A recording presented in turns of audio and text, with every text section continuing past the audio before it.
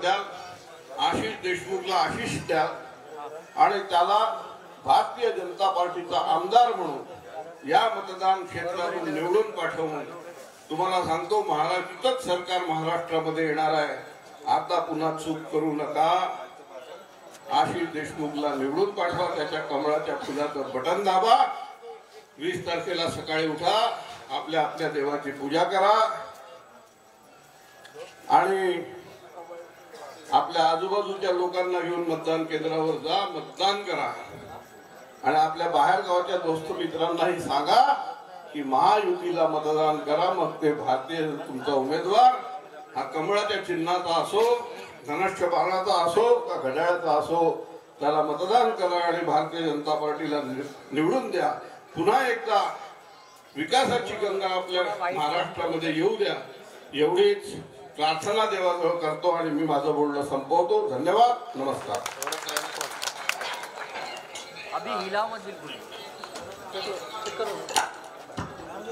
Hello, यानंतर महाराष्ट्र प्रदेश भारतीय जनता पार्टीचे कार्यसमिती सदस्य आणि नागपूर जिल्ह्याचे नेते, या सावनेर विधानसभा क्षेत्राचे विधानसभा प्रमुख आणि ज्यांनी या निवडणुकीचा पूर्ण नियोजन आणि सगळं जे पाहताय ते आपले सर्वांचे नेते आदरणीय डॉक्टर पोतदार साहेब या सभेला मार्गदर्शन करतात।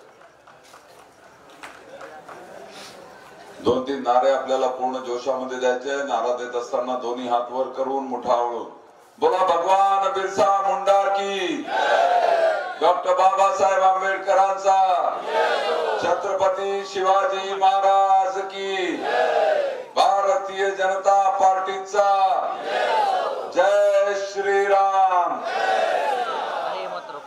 आज या ठिकाणी आपले लोकप्रिय उमेदवार डॉक्टर आशिष देशमुख यांच्या प्रचारार्थ होत असलेल्या या सभेला उपस्थित आपले नेते सन्माननीय अशोकराव मानकरजी, सन्माननीय रमेश मानकरजी, सन्माननीय मध्य प्रदेशचे माजी आमदार बाजोरियाजी, सन्माननीय बापूसाहेब, सन्माननीय मीनाताई, सन्माननीय मनीषभाई देशमुख, सन्माननीय दिलीपराव धोटे, सन्माननीय सुरेंद्रजी शेंडे आणि या ठिकाणी उपस्थित ऍडव्होकेट प्रकाश टेकाडे, संजय टेकाडे, मंचावरील सर्व सन्माननीय नेते मंडळी, सन्माननीय यावलकरजी आणि उपस्थित सर्व सन्माननीय नागरिक भगिनी आणि बंधूंनो, 5 मिनिटांमध्ये या ठिकाणी सन्माननीय बावनकुळे साहेब आणि आपले उमेदवार आशिष देशमुख येत आहेत। आपल्याला सगळ्यांना माहिती आहे की विधानसभेची ही निवडणूक अंतिम टप्प्यामध्ये पोहोचलेली आहे आणि संपूर्ण महाराष्ट्रामध्ये आपल्याला जे चित्र दिसत आहे त्या चित्रावरून एक गोष्ट स्पष्ट झालेली आहे की या निवडणुकीमध्ये महायुतीचा विजय होणार आहे। भारतीय जनता पार्टीचं सरकार महाराष्ट्रामध्ये परत येणार आहे आणि त्या माध्यमातून महाराष्ट्राला विकासाच्या दृष्टीनं गतीनं पुढे नेण्यासाठी अतिशय चांगलं कार्य हे भविष्यामध्ये होणार आहे। हे नालायक काँग्रेसचे लोक, महाविकास महाभकास आघाडीचे लोक हे त्या ठिकाणी मतदारांना कन्फ्यूज करण्याचा प्रयत्न करतायत, मतदारांना त्या ठिकाणी प्रलोभन देण्याचा प्रयत्न करतायत आणि म्हणून मी सगळ्या मतदार बंधूंना विनंती करेन की यांच्या या खोट्या प्रचारापासून आपण सावध राहण्याची आवश्यकता आहे। लोकसभेची निवडणूक झाली, या रामटेक लोकसभा निर्वाचन क्षेत्रामध्ये मतदारांना त्या ठिकाणी भूलतापा घेत मतदान घेण्याचं काम यांनी केलं।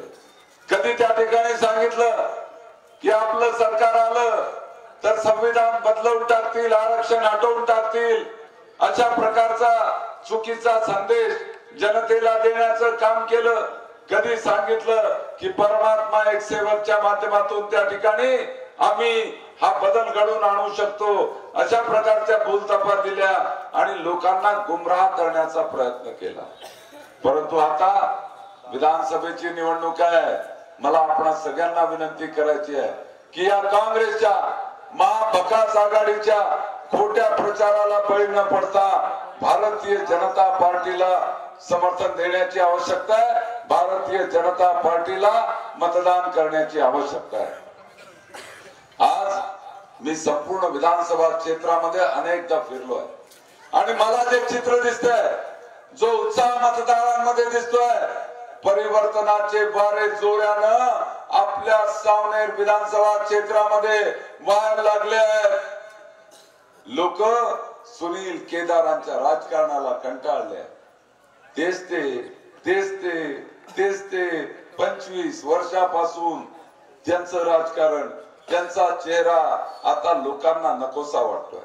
कारण की 25 वर्षामध्ये केलं काय हे जर विचारलं तर एकही गोष्ट यांना सांगता येणार नाही.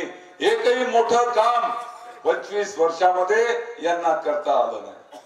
महाराष्ट्रामध्ये मंत्री असताना युवक कल्याणचे मंत्री युवकांसाठी कुठलंही कल्याण केलं नाही. यांनी एकच केलं, युवकांना बिघडवण्याचं काम केलं, अवैध दारूच्या धंद्याला प्रोत्साहन देण्याचं काम केलं, नवीन पिढीला व्यसनाधीन करण्याचं काम केलं. क्रीडा मंत्री होते. मला हे सांगा, महाराष्ट्र राज्याचे क्रीडा मंत्री असताना या संपूर्ण सावनेर विधानसभा क्षेत्रामध्ये एक तरी स्टेडियम बांधण्याचं काम यांनी केलं? क्रीडा क्षेत्राला प्रोत्साहन देण्याचं काम केलं तर नाही, काहीच केलं नाही. मंत्री असताना कसं काम केलं जातं हे आपल्या आदरणीय नितीनजी गडकरी यांनी दाखवून दिलेलं आहे. 10 वर्षामध्ये या संपूर्ण देशामध्ये महामार्गाचं जाळं विणण्याचं काम आदरणीय गडकरी साहेबांनी केलं. पण यांनी 30 वर्ष त्या ठिकाणी आमदारकी उपभोगल्यानंतर आपल्या विधानसभा क्षेत्राचा कवडीचा विकास केला नाही. मग केलं काय? एनडीसीसी बँकेचा घोटाळा केला, 153 कोटी रुपये खाऊन टाकले. आज त्या 153 कोटी रुपयाची किंमत 1440 कोटी झालेली आहे आणि न्यायालयाने हे सिद्ध केलेलं आहे. यांना 5 वर्षाची सजा झाली आहे. जेलमध्ये होते, आता बेलवर आहे आणि निवडणूक ते लढवू शकत नाही, अशा प्रकारची स्थिती आहे. मी तर मतदारांना विनंती करेल की त्यांना विचारलं पाहिजे की तुम्ही यावेळेस का निवडणूक लढवत नाहीये, तुमची पत्नी का निवडणूक लढते, हे त्यांना विचारण्याची आवश्यकता आहे. भ्रष्टाचाराने बरबटले, जिथे पाहाल तिथे पैसे कमवण्याचं काम केलेलं आहे. रेती माफियाच्या माध्यमातून संपूर्ण कनार नदी ही त्या ठिकाणी खाऊन टाकण्याचं काम, अर्धे तुम्ही अर्धे आम्ही, आणि अशा प्रकारचं राजकारण हे केदारांनी केलंय. आणि रेती माफियाच्या माध्यमातून या संपूर्ण विधानसभा क्षेत्रामध्ये गुंडांचं राज्य निर्माण करण्याचं काम हे केदारांनी केलेलं आहे. आणि म्हणून खऱ्या अर्थानं आपल्याला यांची दादागिरी, यांची गुंडगिरी ती मोडून काढण्याची आवश्यकता आहे आणि खऱ्या अर्थानं परिवर्तन करण्याची आवश्यकता आहे. आज आशिष देशमुखच्या रूपानं एक अतिशय चांगला उच्च शिक्षित, समाजाला चांगलं वळण देण्याचं मानस असलेला, चारित्र्य निर्माण करण्याचं मानस असलेला आणि आपल्या विधानसभा क्षेत्रामध्ये विकास झाला पाहिजे यासाठी काम करत असलेला एक अतिशय तरुण, उमदा आणि चारित्र्यवान उमेदवार भारतीय जनता पार्टीने दिलेला आहे. मला आपल्या सगळ्यांना विनंती करायची की अशा प्रकारचं या ठिकाणी परिवर्तन होत असताना ते धावतच या ठिकाणी आलेले आहेत. त्यांचं आपण सगळ्यांनी स्वागत करावं. बोलो भारत माता की. मी आशिष देशमुख यांना विनंती करेन की त्यांनी या ठिकाणी आपल्याला संबोधित करावं.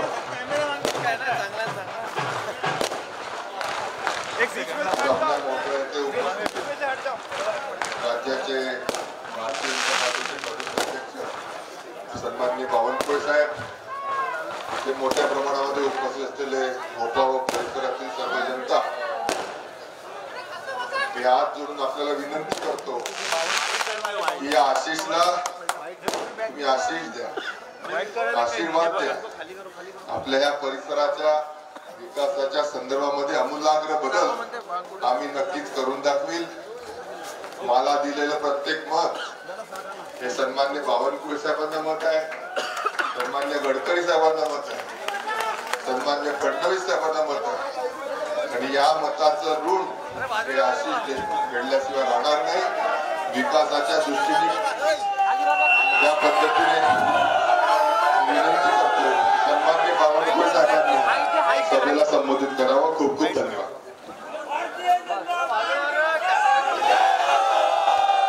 भारत माता की सुरात मोपा, भारत माता की वंदे छत्रपती शिवाजी महाराज की जय भवानी, जय शिवाजी, जय श्रीराम, हर हर महामानव डॉक्टर बाबासाहेब आंबेडकर की, भगवान बिरसा मुंडा की. 20 तारखेच्या निवडणुकीमध्ये आपण सर्वांनी, आपल्या नातेवाईकांनी आणि आपल्या संपर्कात जे जे असतील त्यांनी सर्वांनी आशिष देशमुख यांच्या कमळ चिन्हावरची 2 नंबरची बटन दाबून आशिष देशमुखांना प्रचंड बहुमताने विजयी करावं अशी विनंती करण्याकरता बंधुभगिनींनो मी आपल्याकडे आलो आहे. 20 तारखेची निवडणूक ही आशिष देशमुखाच्या भविष्याची, 20 तारखेची निवडणूक ही आशिष देशमुखाच्या भविष्याची नाही आहे. 20 तारखेची निवडणूक ही महाराष्ट्राच्या 14 कोटी जनतेच्या भविष्याची आहे.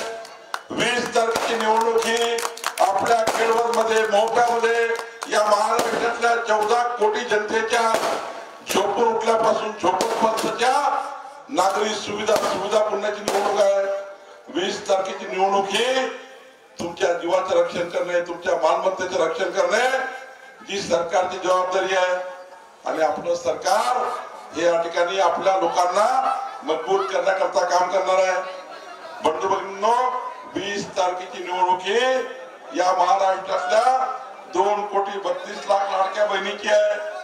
या महाराष्ट्रामध्ये आपल्या सरकारने निर्णय घेतला आहे 2100 रुपये महिना, 25,200 वर्षाचे पुढचे 5 वर्ष लाडक्या बहिणींना आपण 25,200 रुपये देणार आहे. एका घरातल्या 2 बहिणींना देणार आहोत. आणि बंधू भगिनींनो, हा पैसा पुन्हा वाढणार आहे. आपल्या महाराष्ट्राला मजबूत करायचं असेल तर आपल्या लाडक्या बहिणीच्या माध्यमातून समृद्धी आली पाहिजे. याकरता सरकारने